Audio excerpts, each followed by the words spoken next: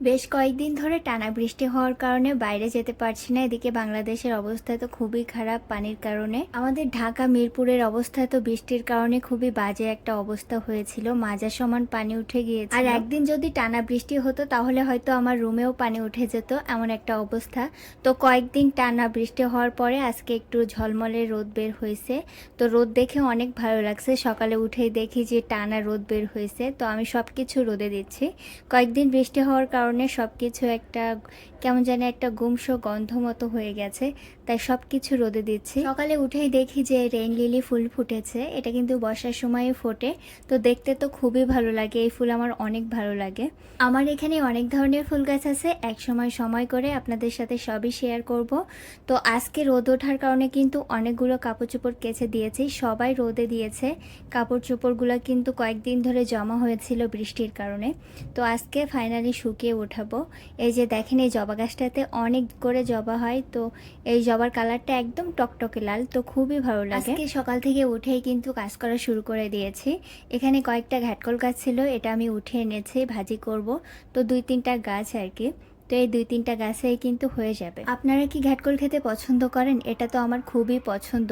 তো দুপুরে আজকে রান্নার ঝামেলা নাই, আগের দিন রাত্রে গরু মাংস রান্না করে রেখেছিলাম, সেটা কিন্তু রয়ে গিয়েছে।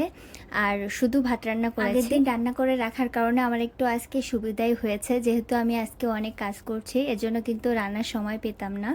তো এখানে হচ্ছে আয়রার জন্য ভাত বেড়ে নিয়েছি অল্প কয়টা, তো তো খাবেই না, কয়েকদিন ধরে খেতেই চাচ্ছে না। একটু ডাল রান্নাও ছিল, সেটাও নিয়ে এসেছি। ও আবার গরু গোশ খেতে অতটা পছন্দ করে না, গরু গোশ একটু শক্ত হয় আর আশ্বাস মতো হয়, এর জন্য খেতে পারে না। তো এখানে ও কার্টুন দেখছিল ল্যাপটপে, আর আমি আমার বাকি কাজগুলো সেরে নিয়েছি। সন্ধ্যা হয়ে গিয়েছে, এখন কাপড় চোপড়গুলো উঠাতে এসেছে। আর এখানে একটা মেহেদি গাছ লাগানো হয়েছে, কি সুন্দর পাতা হয়েছে দেখেন। তো আমি কাপড় চোপড়গুলো ঘরে নিয়ে যাচ্ছি, প্রায় সন্ধ্যা হয়ে এসেছে। একটু পরেই দেখলাম আয়রার বাবা আমাদের জন্য গাছ পাকা কাঁঠাল নিয়ে এসেছে, তো সেটা খাচ্ছিলাম। আর কাঁঠাল শেষের পথে, কাঁঠাল খেতে বেশ মজাই লাগছে, খুব একটা বেশি পছন্দ না, তবে একটু শক্ত শক্ত কাঁঠাল হলে আমার খেতে ভালো লাগে। তো রাতে আয়রার বাবা আমাদের জন্য খাবার নিয়ে এসেছিল, সেটাই দেখছিলাম যে কি কি নিয়ে এসেছে। এখানে 2টা বার্গার ছিল আর ভেলপুরি ছিল। আয়রা বার্গার খেতে তো খুবই পছন্দ করে, তবে সেদিন যে হসপিটালে ওকে বার্গার খাওয়াইছিলাম সেটা একদমই মজা ছিল না। তো আজকে আয়রার বাবা শালি মার্কেটে গিয়েছিল একটু কাজের জন্য, তো মেয়ের জন্য এখানে চিজ বার্গার নিয়ে এসেছে। এটা খেতে আমার কাছে অনেক বেশি মজা লাগে। আর এখানে ভেলপুরি নিয়ে এসেছিল, ও জানে যে আমার ভেলপুরি অনেক বেশি পছন্দ, তো এখানে কিন্তু অনেকগুলো ভেলপুরি নিয়ে এসেছে।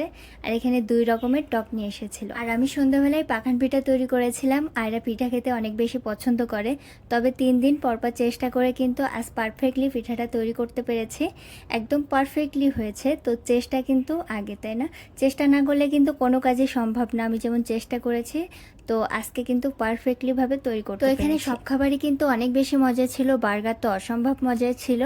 আর এই বার্গারটি খেতে অনেক বেশি পছন্দ করে, তো ভিডিওতে একটু দেখিয়ে তারপরে কিন্তু মা মেয়ে শান্তিভাবে খেয়েছি। আর রাতে খাওয়ার পরে আর ভাত খেতে পারি না। দেখেছি যে আমার বড় ভিডিওগুলো আপনারা অনেক বেশি পছন্দ করেন, এজন্য কিন্তু আপনাদের সাথে শেয়ার করি।